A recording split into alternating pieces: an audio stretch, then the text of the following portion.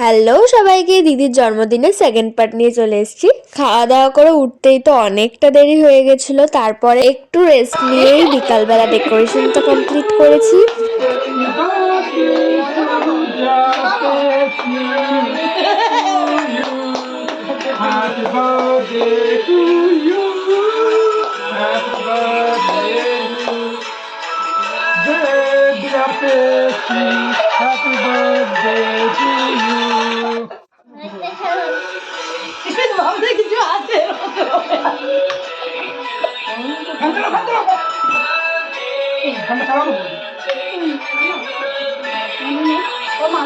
Cake cutting এর পর তো দিদি সবাইকে এক এক করে খাইয়ে দিচ্ছে। তো এই পিন্টারেস্টি বউগুলো তো এখন সবাই করে, তো আমার খুব ইচ্ছে ছিল দিদির বার্থডেতে করা, আর করে তো ভীষণই সুন্দর লাগছিল ব্যাকগ্রাউন্ডটা।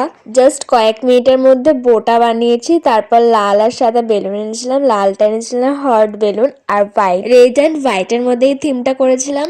এতক্ষণ বাবাইদা সবাইকে মাখাচ্ছিল, তো এখন সবাই উঠে পড়ে লেগেছে বাবাইদাকে স্প্রে দিয়ে ভূত করার জন্য।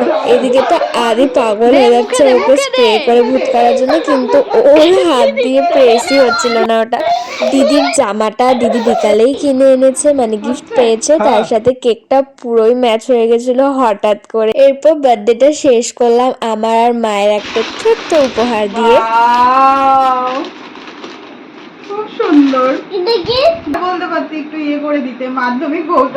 দিদির এই গিফটটা এতটা ভালো লাগবে তো ভাবতেই পারিনি। এটা কেন দিয়েছি তো পরে এক্সপ্লেন করবো। এখন হচ্ছে আবার একটা কেক কাটিং। তো নেক্সট ভিডিওতে আর কি কি করেছি সব আছে। বাই।